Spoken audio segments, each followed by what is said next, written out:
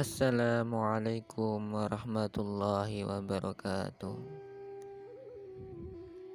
Bismillah, alhamdulillah, wassalatu wassalamu ala rasulillah wa ala alihi wa sahbihi wa man tabi'a rushda amma ba'du.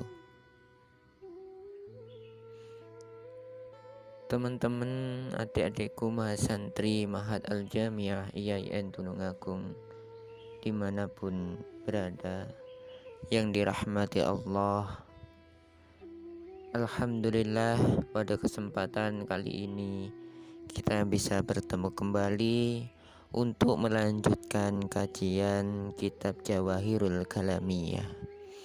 Dan insya Allah pada kesempatan ini kita akan membahas untuk lanjutan sifat wajib Allah, yaitu sifat mukhalafatul hawadisi, kemudian disusul dengan sifat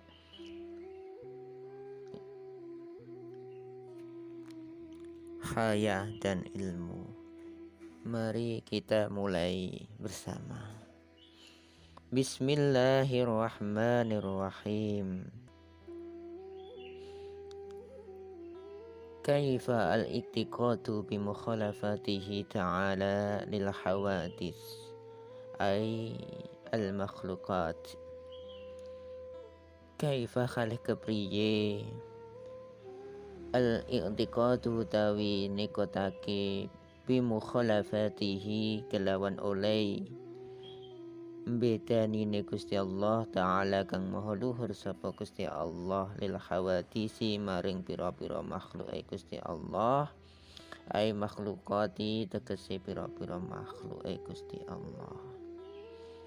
Bagaimana caranya kita beriman kepada sifat mukhalafatul hawadis, yaitu sifat bedanya Gusti Allah dengan makhluk-makhluknya?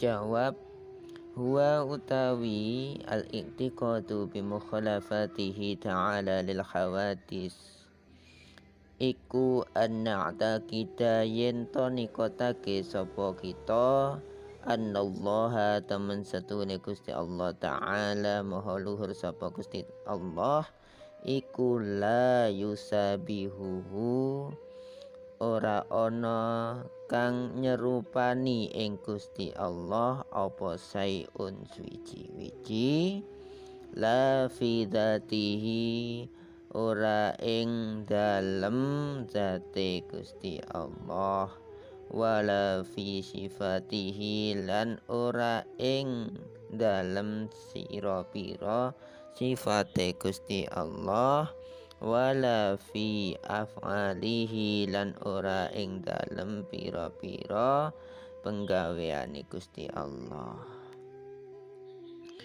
Yang dimaksud dengan iman kepada sifat bedanya Allah atau sifat bahwa Allah itu berbeda dengan makhluk, yaitu anna taqida annallaha ta'ala la yusabihuhu syai'un. Kita meyakini, mengimani dengan sepenuh hati bahwa Allah itu berbeda dengan apapun yang ada di alam semesta ini, berbeda dengan apapun yang kita lihat, yang kita dengar, yang kita rasakan, maupun yang kita cium, maupun yang kita pikirkan. Karena apa yang ada di dalam pikiran kita itu bukan Gusti Allah, itu adalah makhluk. Jadi kalau seseorang menggambarkan Allah dengan pikirannya, berarti dia menciptakan Gusti Allah, dan itu mustahil. Maka apa yang ada di pikiran orang itu bukan Allah, tapi itu makhluk. Dan Allah berbeda dengan semua yang dia pikirkan. Jadi Allah itu tidak ada satupun yang bisa menyamainya, baik yang kita lihat yang kita pegang, kita rasakan, kita dengar, kita cium, ataupun yang kita pikirkan di dalam pikiran kita, semua itu tidak sama, tidak menyamai zatnya Allah maupun sifatnya, maupun itu af'al atau perbuatan Allah. Ya. Jadi Allah tidak bisa kita dikte, tidak bisa ditebak, tidak bisa kita kontrol dengan pikiran kita atau kita ciptakan dengan imajinasi kita.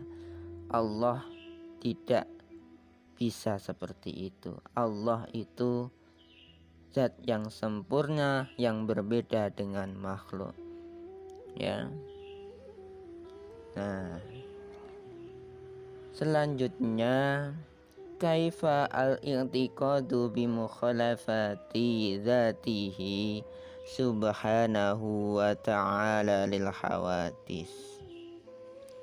Kaifa iku kalih kepriye al-i'tiqadu utawi i'tiqad kita, ya, bimukhalafati zatihi kelawan oleh bedanine zate Gusti Allah subhanahu maha suci sapa Gusti Allah, wa ta'ala lan maha luhur sapa Gusti Allah, lil khawadisi maring pira-pira makhluk. Apa yang dimaksud dengan iman, ya, atau keyakinan bahwa Allah itu zatnya berbeda dengan segala sesuatu selainnya. Ya, apa maksudnya Allah itu berbeda zatnya? Jawab, huwa utawi al-i'tiqadu bi mukhalafati dzatihi lil hawadis iku anna'ta kita yento nikotake sapa kita anna dzatallahi temen setuhune zate Gusti Allah subhanahu wa ta'ala iku la tusyabihu ora nyerupani ing zate Gusti Allah. Iku la tusabihu ora nyerupani apa zate Gusti Allah. Sapa zate Gusti Allah ora nyerupani syai'an ing suwiji-wiji minal makhlukati saking pira-pira makhluk biwajhi kelawan arah-arah siji minal wujuhin saking pira-pira arah. Nah, yang dimaksud dengan kita iman bahwa Allah, zatnya Allah itu berbeda dengan makhluk, maksudnya bahwa Allah itu la tusabihu syai'an minal makhlukati biwajhin minal wujuh, bahwa Allah, zatnya Allah itu berbeda dengan semua makhluk dari segi apapun, ya, dari segi apapun Allah itu berbeda dengan makhluk. Kalau kita melihat makhluk punya jasad, punya jisim, punya bentuk, Allah berbeda dengan makhluk.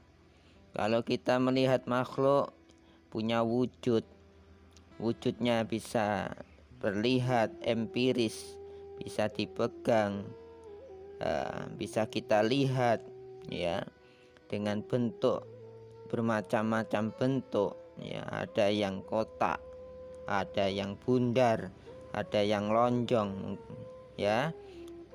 Kalau kita melihat sesama kita manusia bermacam-macam wajah, bermacam-macam warna kulit, Allah berbeda dengan semua itu. Allah berbeda dengan bentuk dan jisim manusia, atau berbeda dengan segala bentuk makhluk yang ada.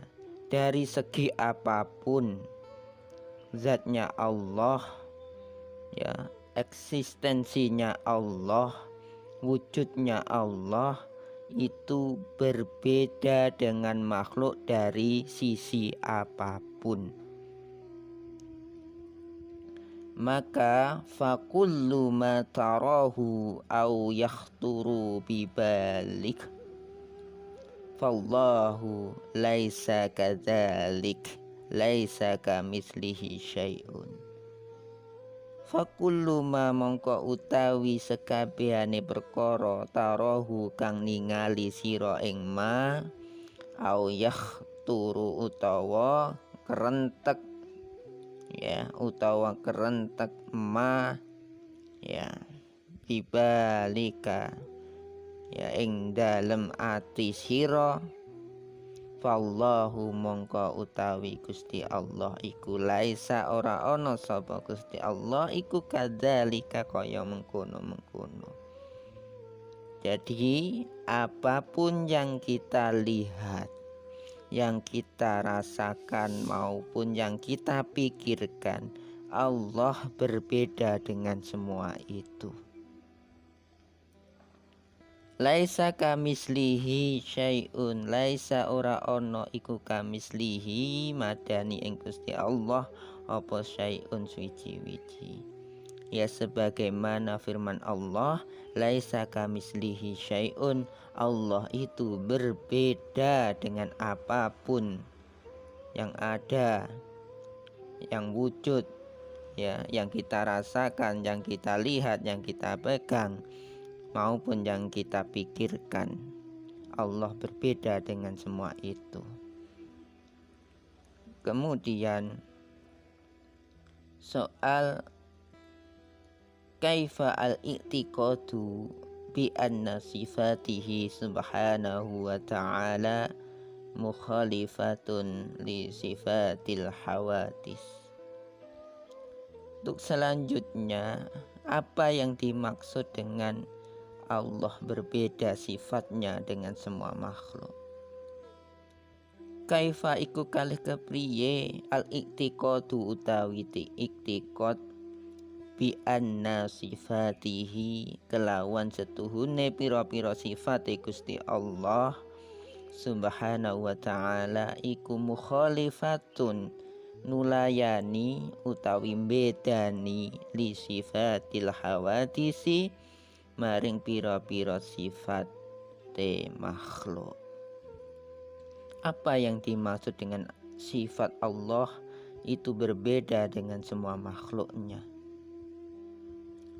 Maka dijawab, huwa utawi al-i'tiqadu bi anna sifatihi subhanahu wa ta'ala mukhalifah li sifatil hawadis iku an na'taqida yento nikotake sapa kita anna ilmallahi temen setuhune ilmune Gusti Allah ta'ala maha luhur sapa Gusti Allah iku la yusabihu ora nyerupani apa ilmune Gusti Allah ngilmana ing pira-pira ilmu kita. Wa anna qudratuhu lan setuhune sifat kudrate Gusti Allah iku la tusabihu ora nyerupani apa sifat kudrahe Gusti Allah iku kudrataha ing sifat kudrahe kita, ya. Wa anna iradatahu lan setuhune sifat iradahe Gusti Allah iku la tusabihu ora nyerupani apa sifat iradate Gusti Allah iradatana ing sifat iradahe kita.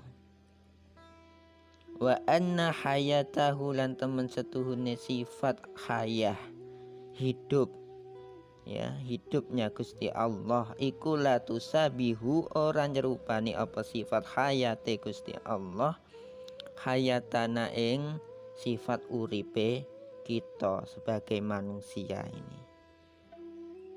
Wa anna sam'ahu lan temen setuhune sifat mirenge Gusti Allah sama Ya, sifat mendengarnya Allah itulah yusabihu, orang nyerupani, tidak sama.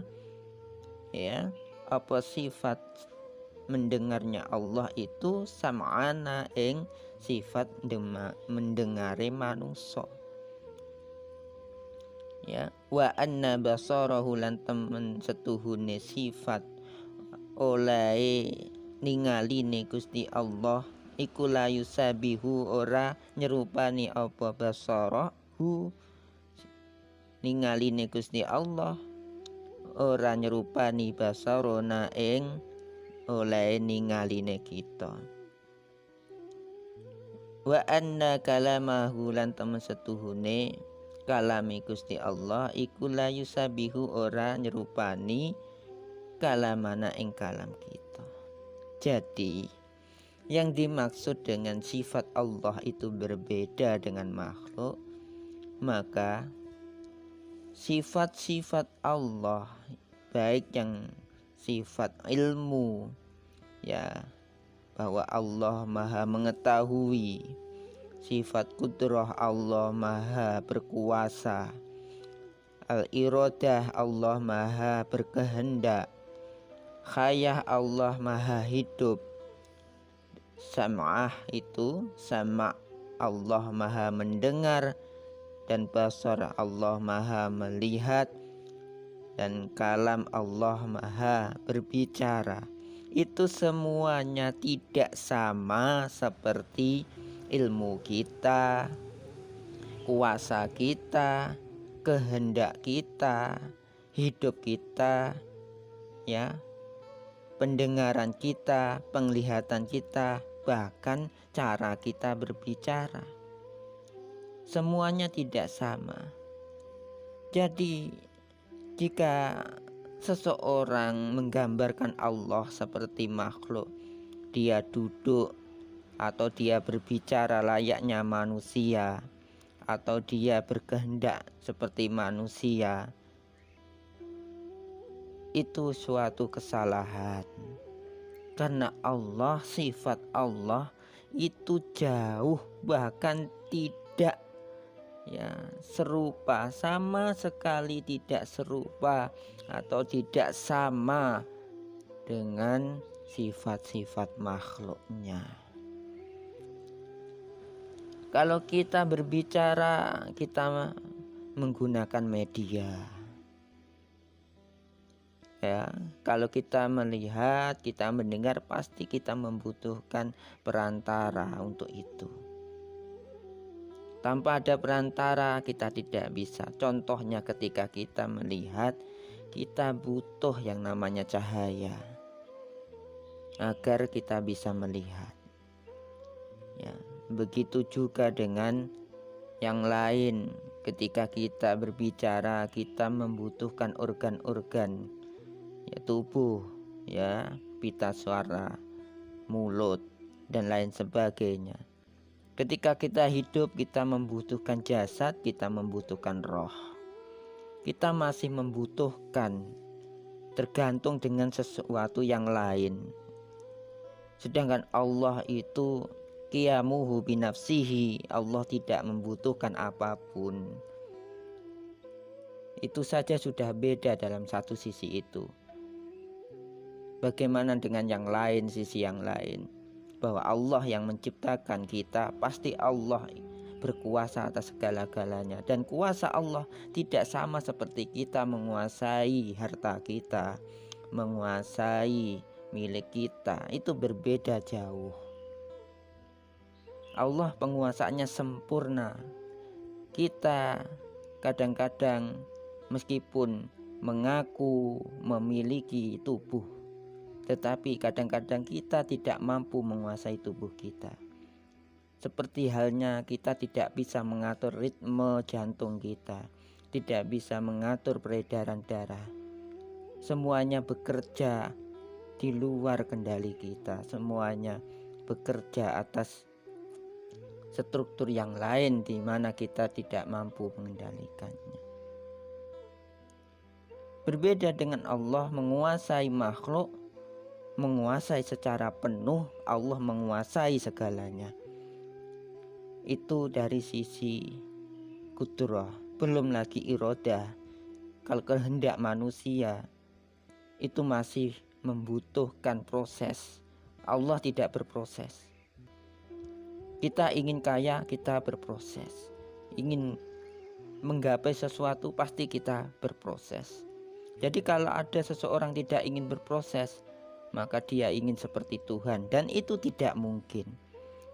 Karena semua makhluk pasti berproses. Hanya Allah yang tidak. Allah berbeda dengan makhluk. Ya. Untuk selanjutnya, seperti kalam, manusia berkalam berbicara. Allah berbicara melalui wahyu, melalui ilham, dan melalui apapun. Tetapi bentuknya, sifatnya pasti berbeda dengan kalam manusia, kalam makhluk. Ya. Jadi Allah itu berbeda, itu ya intinya. Selanjutnya, kaifa al-iktiqatu bi anna af'alu subhanahu wa ta'ala mukhalifatun lil af'alil khawatis. Kaifa iku kalih kepriye al-iktiqatu utawi iktiqat bi anna af'alahu kelawan temen setuhune penggaweane Gusti Allah Subhanahu wa ta'ala iku mukhalifatun ulayani bedani lil af'alil khawatisi maring pira-pira penggaweane makhluk. Selanjutnya, apa yang dimaksud dengan kita iman kepada sifat Allah, kepada af'alnya Allah itu berbeda dengan makhluk. Pekerjaan Allah atau af'al atau amaliyah Allah, perbuatan Allah itu berbeda dengan perbuatan manusia atau perbuatan makhluk. Itu maksudnya bahwa anna na'taqida huwa utawi al-iktiqatu bi atna af'alu subhanahu wa ta'ala mukhalifah iku anna na'taqida yen to nikotake sapa kita anna af'alal maula ing temen setuhune pira-pira penggaweane Allah kang dadi bendara Subhanahu wa ta'ala iku la tusabihu ora nyerupani apa af'alul maula af'ala syai'in ing pira-pira penggaweane suwiji-wiji inal maujudati saking pira-pira kang wujud. Ya, maksudnya bahwa perbuatan Allah sebagai Allah yang maha kuasa, Allah sebagai Tuhan semesta alam itu berbeda dengan pekerjaan makhluknya. Tidak sama dengan pekerjaan kita sehari-hari atau pekerjaan makhluk-makhluk lain atau semua yang ada di muka bumi, di langit maupun di alam semesta ini. Allah berbeda dengan pekerjaan semua makhluknya. Jadi apa yang dilakukan Allah, apa yang diperbuat oleh Allah itu berbeda dengan apa yang diperbuat makhluknya. Kenapa? Li'annal maula subhanahu wa ta'ala krana setuhune Allah kang dadi bendara Subhanahu wa ta'ala maha suci Allah lan maha luhur sapa Gusti Allah iku yaf'alu agawe sapa Gusti Allah al asya'a ing suci-wiji bila wasitatin kelawan tanpa lantaran. Ya. Alasannya pertama bahwa Allah itu yang menciptakan segala sesuatu tanpa bantuan yang lain. Jadi itu sudah beda dengan makhluk. Kalau makhluk menciptakan itu pasti membutuhkan bantuan. Seorang tukang membuat kursi pasti membutuhkan alat. Petani yang ingin menanam padinya pasti juga membutuhkan ladang, membutuhkan media tanam, membutuhkan semua hal agar bisa terwujud ya keinginan tersebut untuk bercocok tanam. Semua hal ya makhluk itu pasti membutuhkan untuk berbuat sesuatu. Nah, berbeda dengan Allah itu bila wasithah, tanpa lantaran, tanpa media, tanpa bantuan siapapun Allah mampu menciptakan segala sesuatu. Wala alatin, dan tanpa alat, tanpa wasilah, tanpa bantuan dan tanpa alat. Innama amruhu idza arada syai'an ayyaqula lahu kun fayakun.